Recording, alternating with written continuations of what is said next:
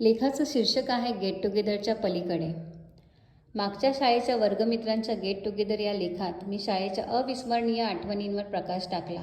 खूप खूप छान वाटलं. सगळे शाळेचे दिवस झरझर असे डोळ्यासमोर उभे राहिले, गालावर हसू देऊन गेले, थोडा भावनिक ओलावाही देऊन गेले. मित्रमैत्रिणींचं भेटणं, रियुनियन, गेट टुगेदर म्हटलं की मौज, मजा, मस्ती, खाण्यापिण्याचे रेलचेल हे एकंदरीत चित्र बहुतेक जणांच्या डोळ्यासमोर उभं राहतं. या सगळ्या गोष्टी असतातच, यात शंका नाही. पण आपल्या दैनंदिन कौटुंबिक जबाबदाऱ्या, नोकरी, व्यवसाय या पलीकडेही जगात, आयुष्यात खूप खूप सुंदर गोष्टी बघायला, शिकायला, अनुभवायला असतात याचा आपल्याला विसर पडलेला असतो. किंवा कितीतरी वेळा सगळं काही माहीत असूनही, कानावर पडूनही आपण त्याकडे दुर्लक्ष करतो. आपल्या नेहमीच्या राहतगाडग्यात आपण स्वतःला इतकं वाहून नेलेलं असतं की आपल्याशिवाय एकही पान तिकडे हलणार नाही हा भ्रमाचा भोपळा घेऊन आपण सतत मिरवत असतो.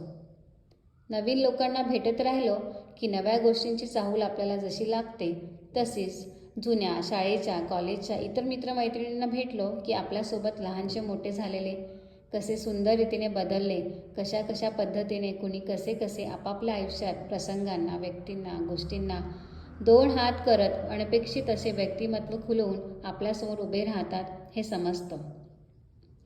असं त्यांच्याकडे बघून, त्यांना ऐकून आपल्यातल्या कितीतरी विचारांना पुन्हा नव्याने विचार करायला भाग पाडतात.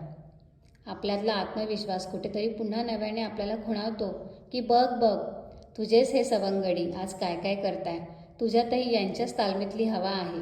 तेव्हा घे दीर्घ श्वास, आठवते दिवस आणि बघ आजचे हे दिवस. आयुष्य किती सुंदर आहे, किती छान गोष्टी आहेत करायला, बघायला, अनुभवायला. समुद्रासारखं अथांग हे आयुष्य तुझी वाट बघतंय. तू काय तुझ्याच या इवल्याशा विहिरीत पोहत बसलाय वत्सा. एक कटू वस्तुस्थिती म्हणूया किंवा एक सामान्य नैसर्गिक मानसिकता म्हणूया. कितीतरी वेळा आपलं बऱ्यापैकी बरं चाललेलं असतानाही थोड्याफार प्रमाणात मनासारख्या न झालेल्या गोष्टी किंवा अनपेक्षित नको असलेले काही प्रसंग, असं काहीवाही आपल्यासोबत घडलेलं असलं की आपलं मन हे खट्टू होतं. त्यात आपल्या कुठल्या तरी सवंगड्याबद्दल काही दुःखद कारणावर आलं की आपल्याला जाणीव होते, त्या मानाने आपलं तर खूप बरं चाललंय. ह्या गोष्टीसुद्धा एकमेकांना भेटलो की जाणवतात, उलगडतात, डोळे उघडे ठेवून जगाला भाग पाडतात. एकमेकांना भेटल्यामुळे चांगल्या विचारांची देवाणघेवाण होते. एक माणूस म्हणून म्हणा किंवा एक सामाजिक बांधिलकी म्हणून म्हणा, आपल्यातलं चांगलं ते वाटत राहणं, आपल्याला शक्य असेल तिथे एकमेकांचे हात धरून मदत करणं हा खरा माणुसकीचा धर्म आणि ही खरी माणसाची जात असं मला नेहमी वाटतं.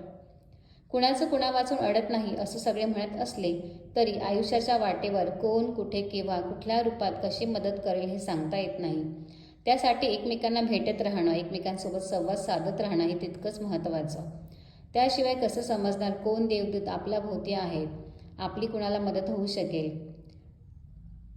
कितीही ऑनलाईन जग होत चाललं तरी ऑफलाईन भेटीची, ऑफलाईन गोष्टींची सर कशालाच नाही. स्वतःसाठी सगळेच जगतात. दृष्टिकोन थोडा मोठा केला, मन थोडं मोठं आणि मोकळं केलं की अशा भेटीतून आपण समृद्ध होत जात असतो.